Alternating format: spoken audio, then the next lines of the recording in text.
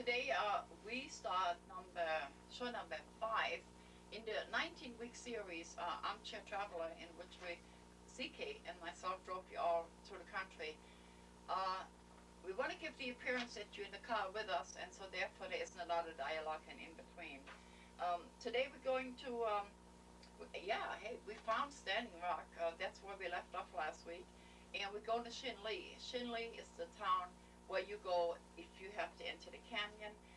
We've shown you the campgrounds in the previous years. And West End Hotel was the most reasonable. And so come right along. We got to go to the... we got to hurry up and get to the canyon eventually. So I'll see you after a while, okay? We'll put light on the subject here.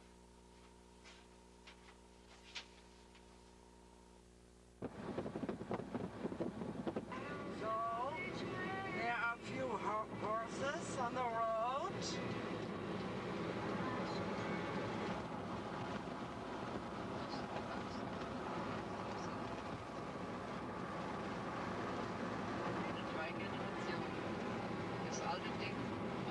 Das ist kein,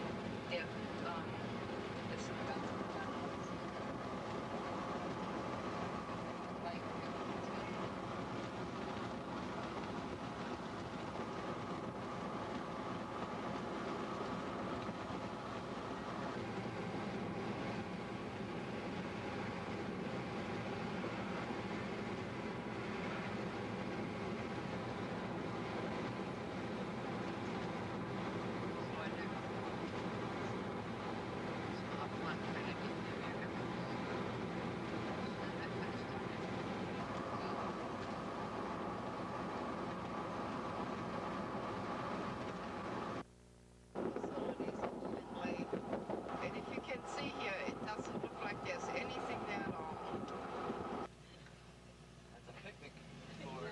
kids up at that coffee shop, did you see them? Yeah. Yeah.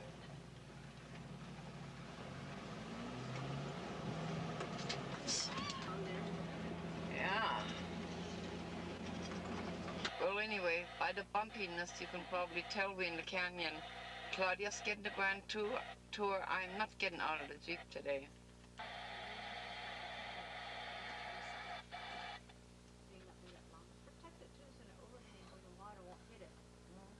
The black part over it, that's where the water keeps running off when it rains and stuff like that. So it's called desert varnish, and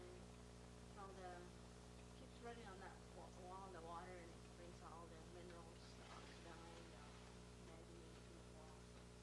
So it's dark when it gets much older and stuff like that, so it's really dark. But in our culture, we call it Mother Nature's hair, kind of like her hair coming down. You notice it. Cool, yeah.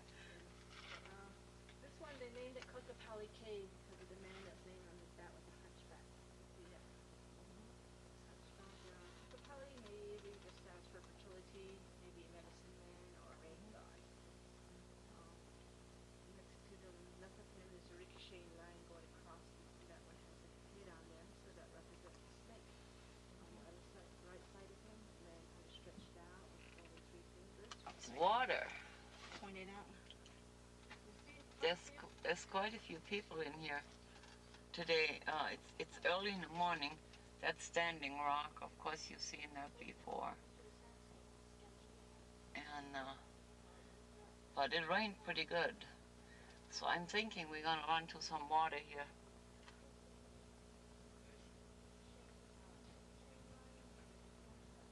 There's Ronnie. Now that's the other guy, Lonnie. She's right there. She's getting ready to go. Yeah. And They're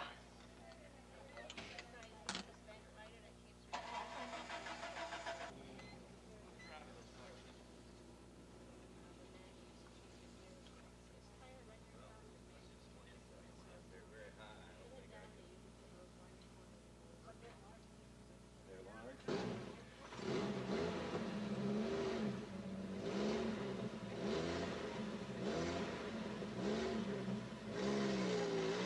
there he goes.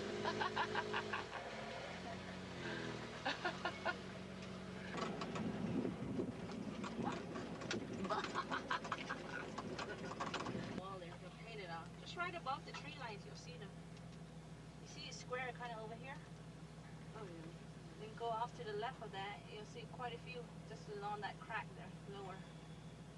Just right below that square, maybe about 20 feet down. Just go, keep going.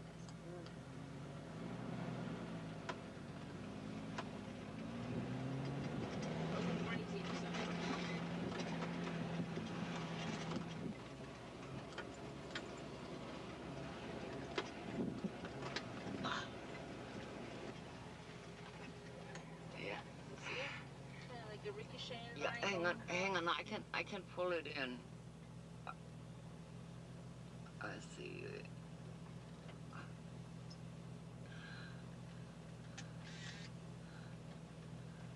I got, whoops. I think I got it. But the sun is so weird. Yeah. Restaurant, or maybe around about 18 rooms and 2 kivas. Kiva is that round structure. 18 rooms. You see him out there? Maybe further out, maybe it was a couple of stories. So their rooms are maybe about 6 feet wide, 7 to 8 feet high. Just sleeping quarters that they use during the daytime. Street going across that first ledge right there. That's probably how high the land level was. They just use toe and handhold on the side over here. Walk across on that next ledge. Around the round structure, there's a pile of rock right on the ledge there. Maybe where it's real steep, they use a ladder. That pile of rock, maybe a staircase was built down a little ways, and the rest of the way where steep the ladder was used. So that's how they got up and down. They said there used to be toe and handholds on the left side of the wall here too, but that kind of they built 2 reservoirs up there too, so they didn't have to come down and get water all the time. So you notice the black streak coming off of there. So even the U.S. cavalries back in the 1800s left reservoir right on top of it. You'll see there's some names that are carved in right there. So, this site, Canyon de Chelly's got 3 different kinds of masonry, and this site shows all 3 of them. The one on the far right, Mesa Verde style. Salzman came into the area and maybe intermarried into the family, so that's why there's 3 different structures up there. We drive into a river. What do you know?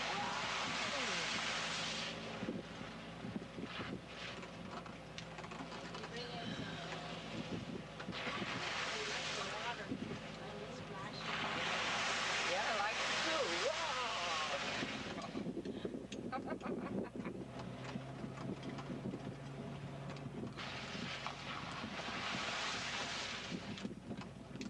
Yeah, but another little detour here, I think.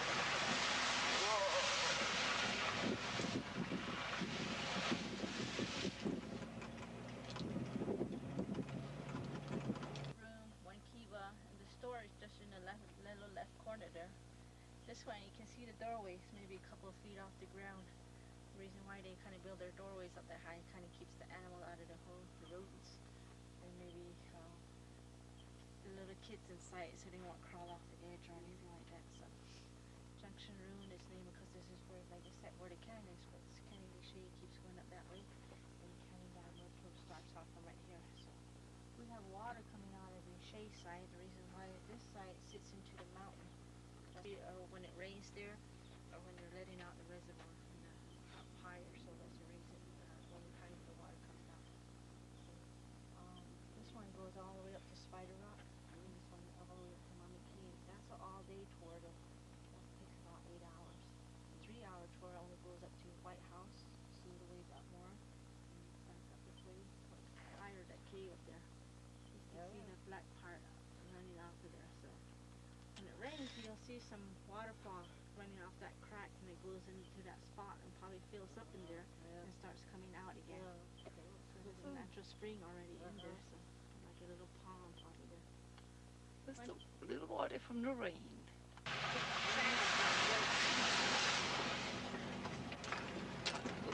Part maybe 4 to 5 stories high up, and the 5th story level they use their ladder from their top there, and they walked up. This kind of reconstructed or restabilized. The reason why it was like that, because people that used to have tours in there back in 1979, they put a fence there so nobody's allowed to walk around there no more. So, it's called Kanit Na'ikai in the Navajo. So we'll stop here maybe about 10 minutes. You can walk around 10, 15 minutes. Stop. Showing you this, but look, she said that's about 900 feet tall. Right here.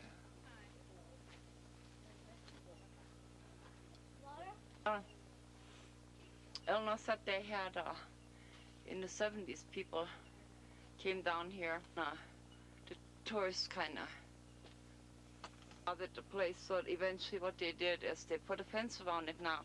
There's hieroglyphs here, there's a yepete right there. No, yeah, I found them right here.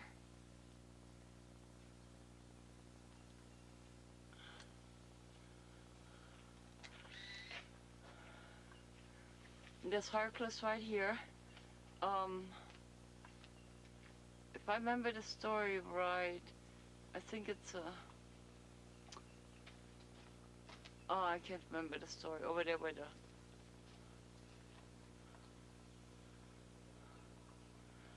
I can't remember the story. Siehst du die Gemälde da? Yeah, I found it. Yeah, I found it. That's the 4 directions. Looks like a crop circle to me. Really, really, really, really, really rained.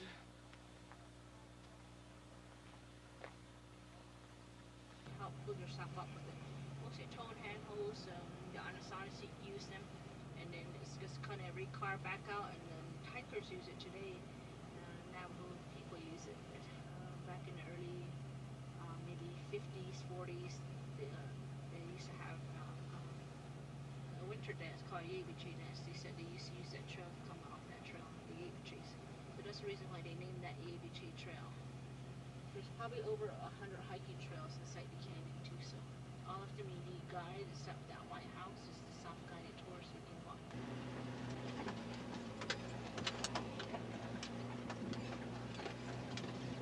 Left up there.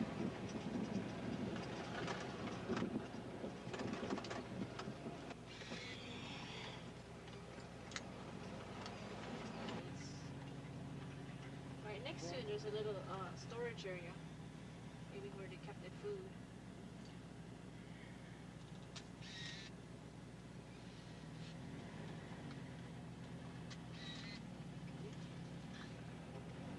At home, there's a field, cornfield back there. There's an orchard back there too. Peaches, apples, apricots. And over here behind the trees, there's an alfalfa field.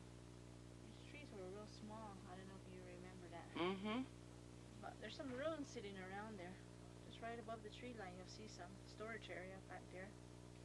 And up higher, where the black street kind of stops, you can see some up there. And above the home over there, there's a cave. There's some ruins sitting over there too. This family, they have their sheep and goat wandering around there. That's how they'll probably herd them back up later, like I said, November or October. Where all these squirrels are, there's a hiking trail that comes off there. They guide with this playground for the kids or the hikers. So you know, those bushes wasn't any higher than that.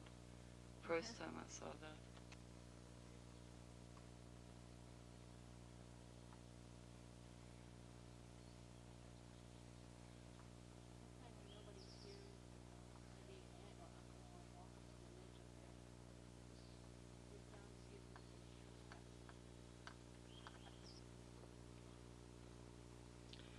Boy, it looks different.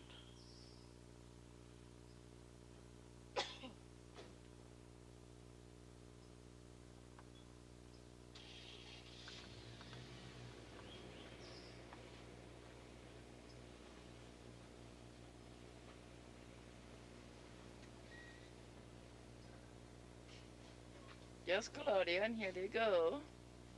Time for us to go too. You're on their way out. No, they're not. Say hi.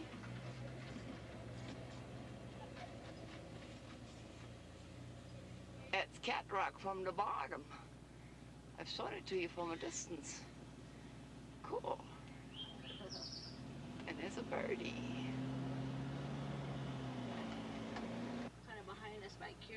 square one. This one you can see it from the first overlook on the North Rim Drive, called Ledge Ruin Overlook. But Ledge Ruin's on the other side of that rock. But the overlook is closed, I know. I guess too many teenagers up there breaking into vehicles. That's the reason why they kept it closed. Teardrop Cave.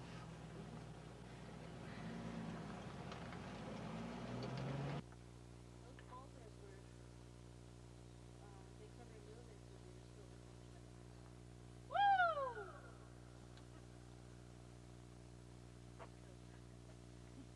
Like I said, at this side of the canyon, the walls are much closer. There's more trick cavalries and Spaniards when they came through here. That's probably how they tricked them.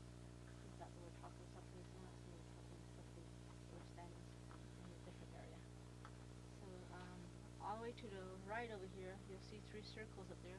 Yeah. First one's kind of faded. It's a turtle, a full moon, eclipse, or half a moon. They all stand for certain things. Full moon field. If you don't plant it on a full moon, your cornfield doesn't grow that tall. I guess the farmers, they still use that method today. The vegetation you see here, most of it grows up. These are all native plants underneath it. Used to the cactuses there, the pictures there, they show you. You see some pinyon pines on the wall up there. Maybe some sage up there. So these are all native plants. Some leather brushes, snakeweed, and back there, there's some Navajo. A place on the whole planet. Yeah, in 2000 and something. The rider, maybe lady, because it's a small. We're gonna take a trip upward here. Up, up, up. Whoa. Look. Oh, that's not even the top. That's the top. Wee.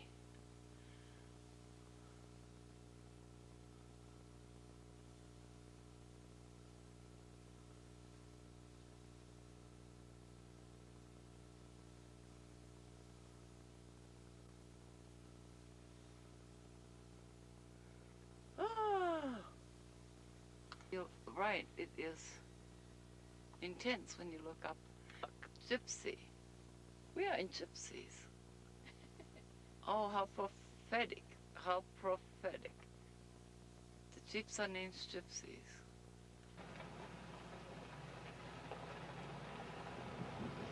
Maybe this stands for anything. Maybe the shape of the canyon, the echoes, water ripple, or it could be lightning, timeline, stuff like that, mountain.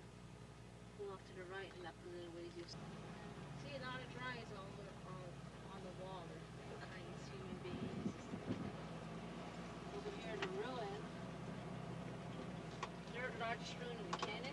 The old ancient Anasazi symbol. This means peace before the erection, or your circle of life, they call it. If you notice, the bottom part doesn't have a slash down on the bottom.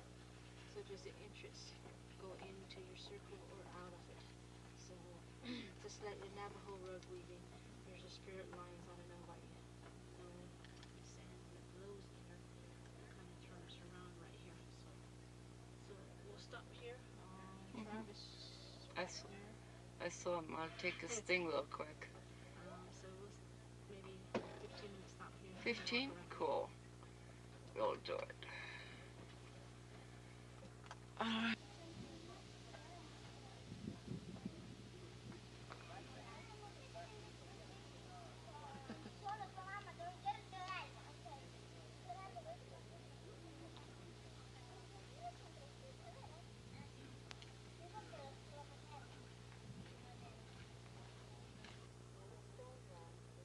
show you again.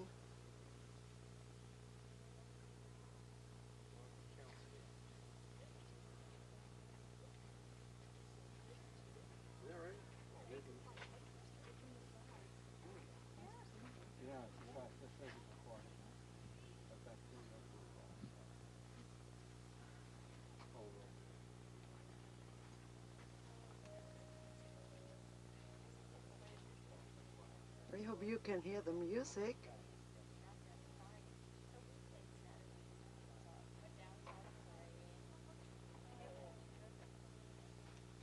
the way up. Cruise is on.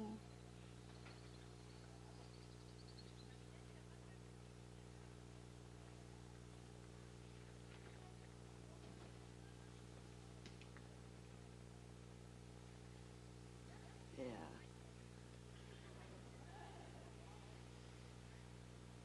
So.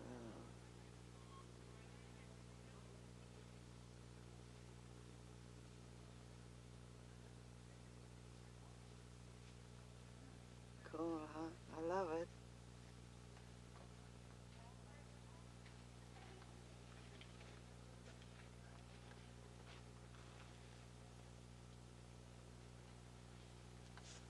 Historic Anasazi people lived in these spectacular sites for almost 600 years.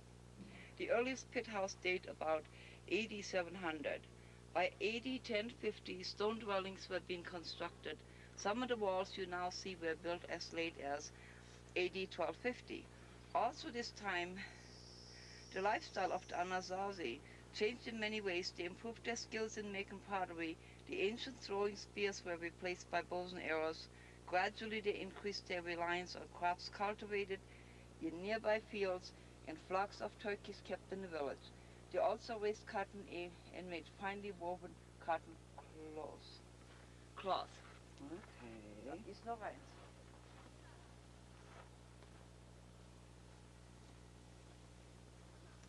These walls are testimony to the building skills of the Anasazi. The cutaway drawings show how the rooms in front of where you build. Sandstone blocks shaped to fit were carefully set in a mixture of mud mortar and small stone called spalls. Lintels of wall openings, such as doors or vents, were made of. We saw something going through there or distorted. We didn't do that. That actually showed up on our footage, so I'm leaving it.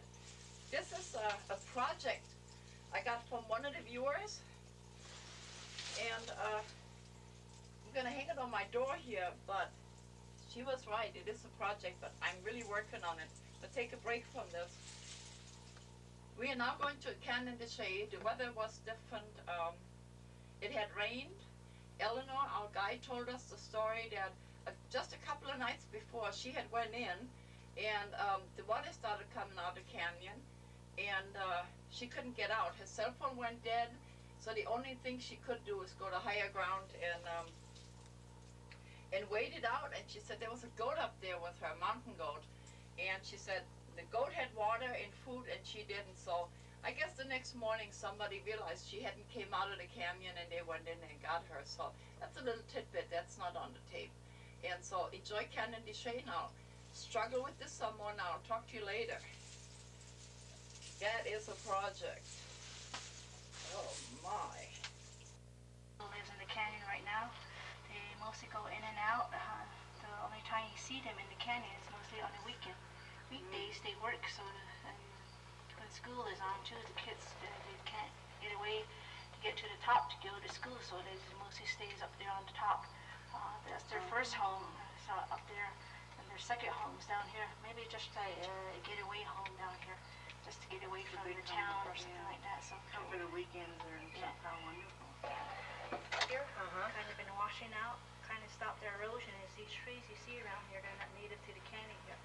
Those are cottonwood trees, Russian olive, Tamarisk willows, and Chinese elms were all planted. They were introduced to us by the government, and they were planted by the Civil Conservation Corps back in 1934. Stop the erosion, right? Yeah. Right up here, you can look at my mirror. There's one standing right there, a man, like an ET figure. There's a line of ducks going all the way across right there. They kind of turning the same color. The wall is. There's a deer running there, or maybe antelope or something. And there's a Kokatali sitting here, playing his flute, sitting on his knee.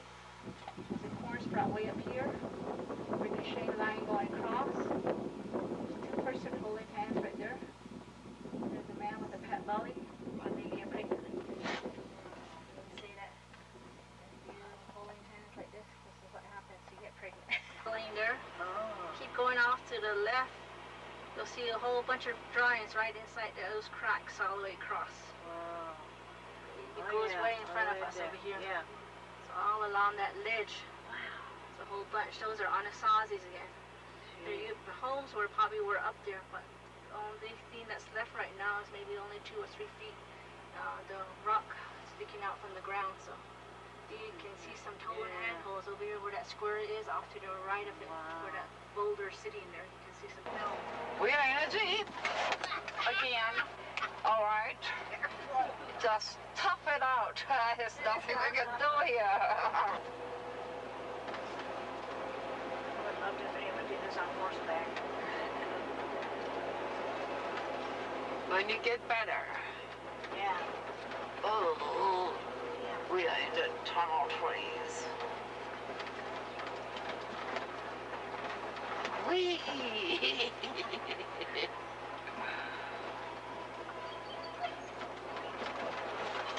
Oops. First Room got its name because it's the first sight that you see when we're entering the canyon. That's why they named it First Room. Around about 18 rooms and 2 kiva. Kiva is that round structure you see right in the middle. The one on the right is kind of collapsed. You can only see the inside of it where it's kind of rounded. And Kayenta style is that kiva. Chaco style is the one all the way in the middle there to the left. So 3 structures. Maybe 3 different people came through the area and maybe intermarried into the family. So that's why there's 3 different kinds of structure on the wall up there on the site. Keep going off to the left of that large room. Right on that ledge, you see some rocks. Today they don't use that no more. This family here kind of shows you how a family would live inside the canyon here. No running water, no electricity in the canyon, so they have to haul in their drinking water. You can see barrels sitting outside the home. That's how they get their drinking water inside the canyon. Nighttime, they probably just use a kerosene lamp for their lights, or maybe a wood stove for the cooking, or propane stove. These trees kind of hiding the home back there. Yeah, I could see it though, yeah. A square home, hogan. Our hogans are always, the doorways are always facing east. The reason why they face east is because the reason why they do their prayer early in the morning. When the sun gets up, they usually go towards the east and go outside and do their prayer early in the morning. That's the reason why their doorways are always facing east. And it's a traditional hogan like the one you've seen at the visitor center. Those with the mud top. Those some people still use that hogans, maybe for living quarters or maybe even ceremonies. Wow. And like today, my uncle still has one of those one that chew mud, stuff like that. Just use it for a ceremony right now though. Usually a dirt floor just represents maybe Mother Earth, and then the hole on top just kind of like the sky. They always play the Mother Earth, fire, sky. That's why there's a hole in the top of the hole. So. Oh, that's fantastic. But it can be used for, like I said, living quarters or ceremony, or like maybe a ceremony like maybe a new birth, maybe a woman having a first birth and they'll have a ceremony a year, or maybe a beauty ceremony for young women going into womanhood and stuff like that. So a lot of use for hogan. So Yes. even living quarters, like I said, is usually split half and half too. Half man and half woman. Outside, the man's maybe sleeps on one side and maybe their tools or their saddles or whatever are usually on the left side of the hogan. And then on the right side is when there are women, maybe they're cooking and stuff like that, and the rug weaving loom and stuff like that sits over there on her bed too. If the man and women are married, usually the man goes over to the women's side and sleeps. So Navajo culture is mostly a matriarchal system. Women are in charge. I love that. I told you that. Yeah. I love it. Yep. Hi. Hi. Imagine you would really get a chance. This is Martini Rock. How in the winter months can you come? Well, we still can come in. It's really slow. Like from December, January, February, it's real slow. This water's running. It freezes too. Can't go as far as where we're headed. You have necklaces? Necklaces, as far as chokers here, the small one, they start at $40. One strand, depending on what kind of stone it's made out of, or if there's a chunk of stone on it, it's going to be a little higher. depending on the stones. On the that I'm stones. using.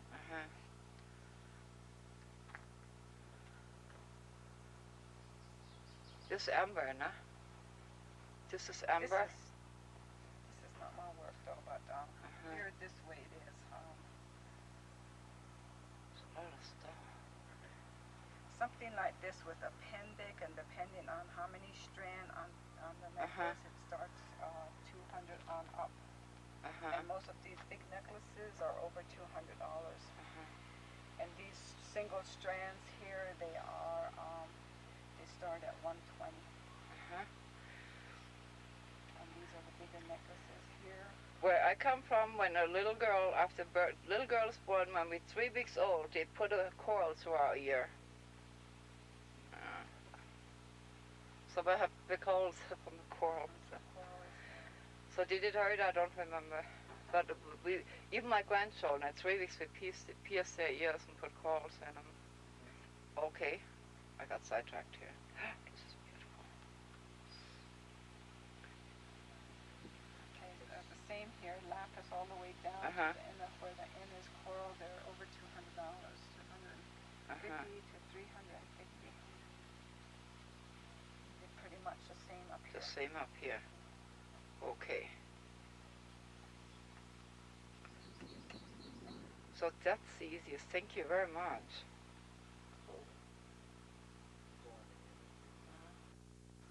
Here we go, I think. Yeah, there it is. Oh, good.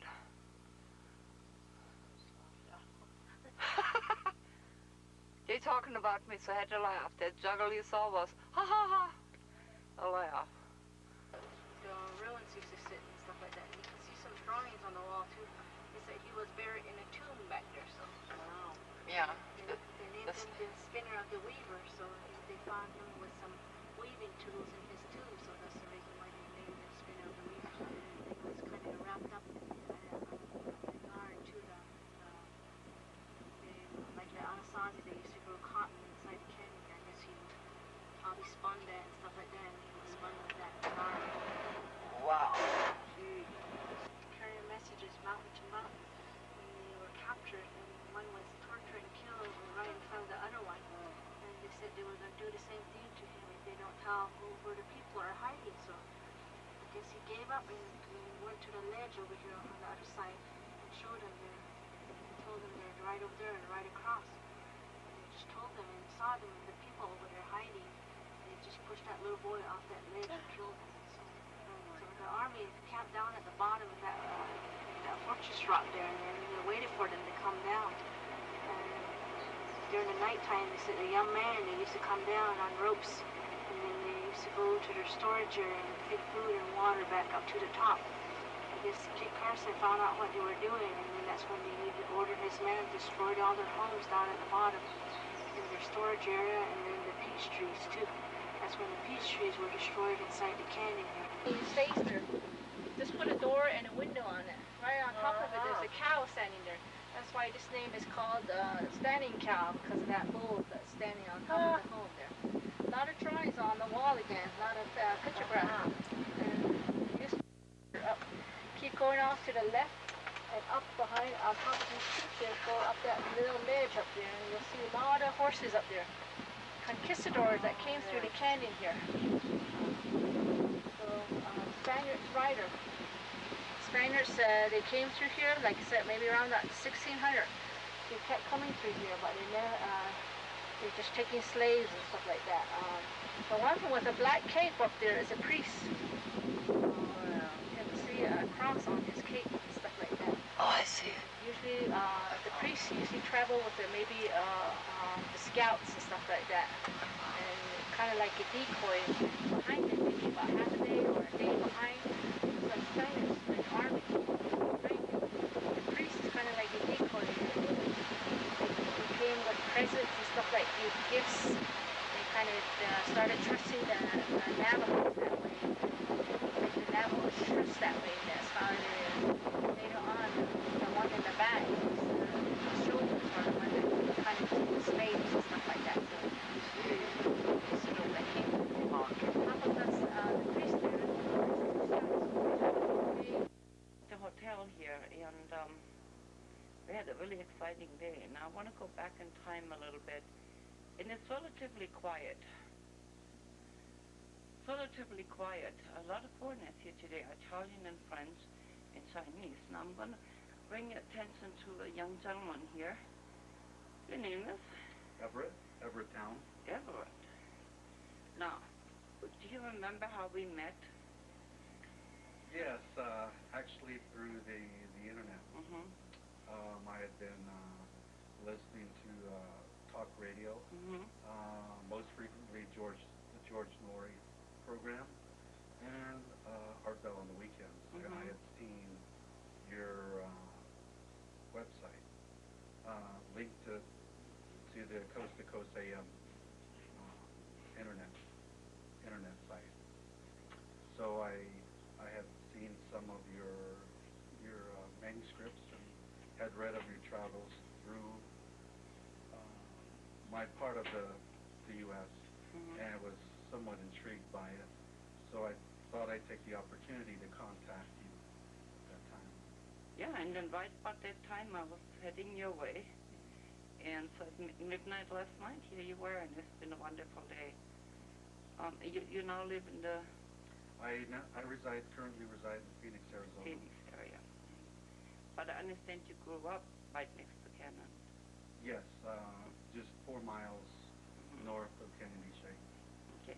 Well, we found ourselves in a little dilemma because the regular friends couldn't make it, so we figured out how to transport the food the rest of the way. It's going to Phoenix with you. Someone is picking it up in Phoenix, and then they bring it back in 3 or 4 days. Okay. Yeah, which is wonderful. Now, we had lunch, and it kind of got me a little insight, see as a person. And one of the things we was talking about, going away and how it feels to come home, whatever that means. Would you like to elaborate on that for me? Well, as we had spoke of earlier when we were discussing this, living in the city is very chaotic, to say the least. When I had spent my youth up here on the reservation, I had found there was a lot of serenity and peacefulness. Times where you could just focus on just being yourself as far as spiritually with your mind and bodies at one, without the stress and anxiety that you would feel in the city or that sense. But being up here at times, I would find the solitude and getting back to my roots and just the spiritualness of all around me, just the peacefulness and the serenity is always a comfort for me when I come back. And as I've said, that is one of the reasons why I do come back, just to reflect, to get away from the everyday chaotic city life, and it's quite comforting when I do come back during those times. Do you find that over the years people are more open to discuss things, or is everything still pretty not talked about? I have found with the younger generation, a lot don't really know or understand what there is out there, and most of that is because of the technology today, the video games, the internet, computers, cell phones, and but with the elders, I find the elders, if spoken to, they are more open than they used to be at one time. But at this time, at this point in time, I have found that a lot of the elder people will speak openly if you ask them directly. And they may elaborate. They may not be specific on certain things you ask, but or facets of a certain topic or issue, but nevertheless they will discuss it openly with you. Discuss it, yeah. Now, last year when I came through here, what we had done, well, 2 years ago when I came through here, there was like in the Winterwalk area, there was a little gang problem. And so we called some of the young people together and I showed them how to bend spoons with their mind. And I think things have improved a lot since then, you know. And then you said you was a teacher here? Yes, I taught here for about 8 years. I taught computer literacy to the children for 8 years. I was a computer lab instructor at the time, and I had taught grades, actually kindergarten through 3rd grade at that time. Yeah, and so today was the first day of school, and I noticed you really missed those children. Well, yeah, they need the education. They need quality education. They need to know. They need the knowledge, and they need to learn. And it's hard to get that, especially out here, you know, where it's so far away from the inner city of major cities. But they do have the school districts here, and they do have, at times it is very hard to recruit teachers, but somehow, way, a manner, we do, or the district somehow finds a way to attract the teachers to come here. So, which brings me almost full circle, because last year, we put everybody in charge of the world, and I put the same question to you. You are in charge of the world. What will you do? What would I do? Maybe being a little more specific. No, you are in charge of the world. What will you do? I can't lead you. You're in charge.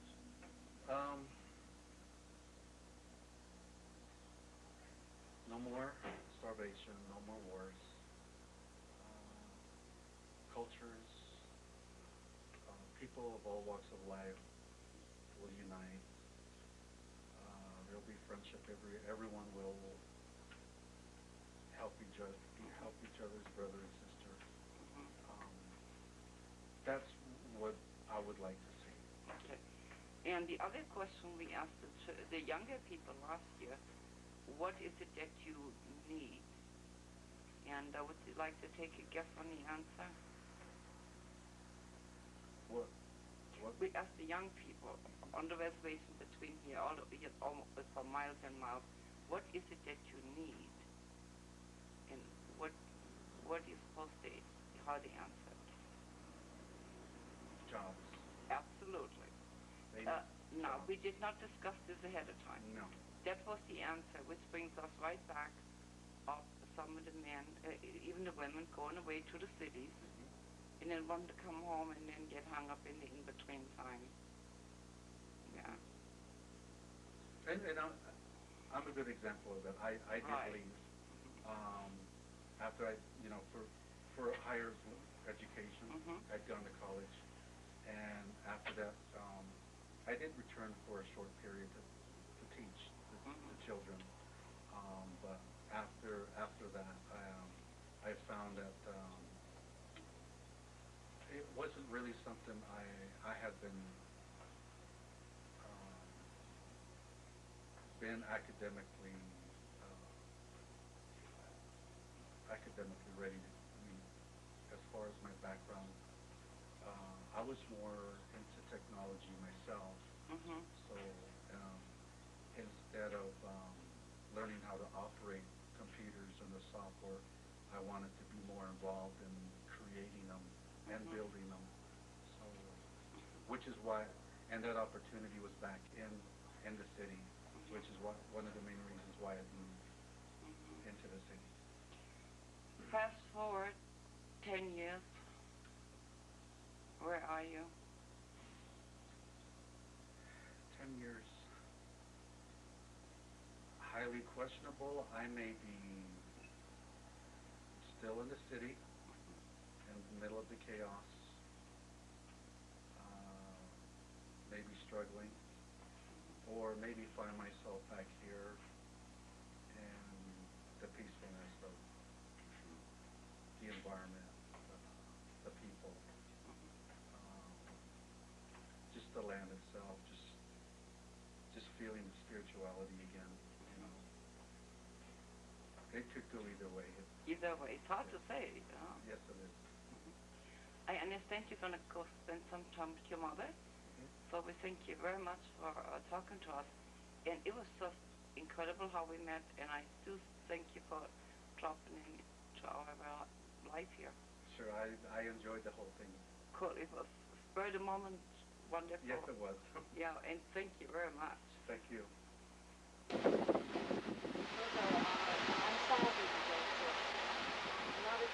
Drives out here, like the manholes up there, the white, the yellow two there, the white down towards the bottom, those are on the Anasazi's. The two yellow figures up there, those are the hero twins.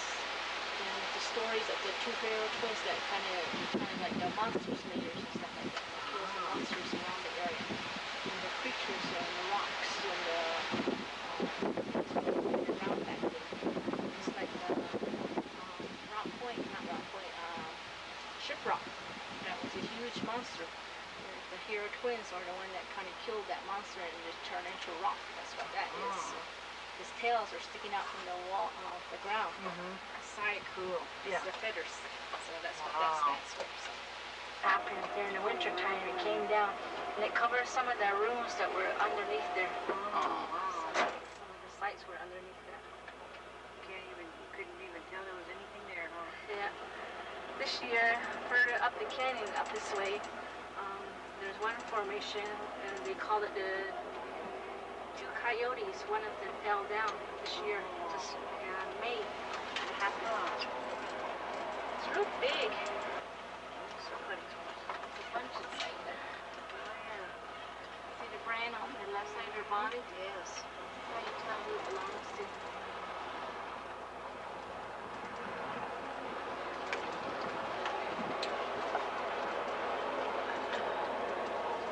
Dinosaur spider woman's gonna come down and catch you in her web and take you up. Maybe T-bird, or you call it a water bird too. Some people holding hands in red. Yellow, there's a bird, maybe a quail. On top of the red person there, that lady. There's a huge man standing there with a cane. There's two of them. They're white head and stuff like that. That big man is a Ute Indian. Colorado area, Utah, Atlanta, Utah. Yeah, we just came to there.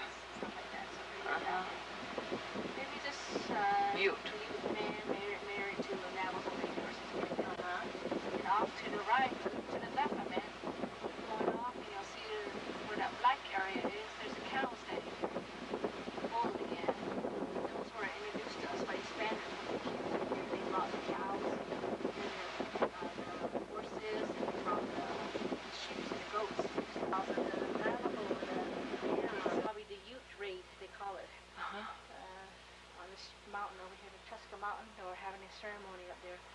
And I guess the Utes lost their animals to the Navajos, and the Ute came and raided them. That's why they have shields on their side of their horses. Those are buckskin shields they have. So they're having a raid against each other, and then they're just going around in a circle around the ceremony and stuff like that. So it's called a Yebiche dance that we're having. It's a 9-day ceremony. So, I've never been here before. So I guess they lost their animal and they wanted it back, and then they raided them and took the animals back. Maybe horses or livestock and stuff like that. That's totally different. And what are the on the trees there? Spider webs.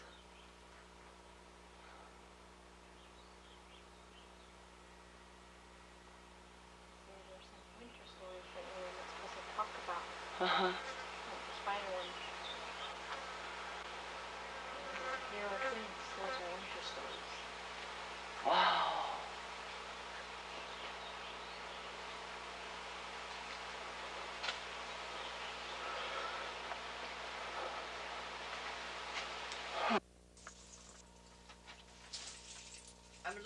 than I was. Now, wasn't Everett wonderful?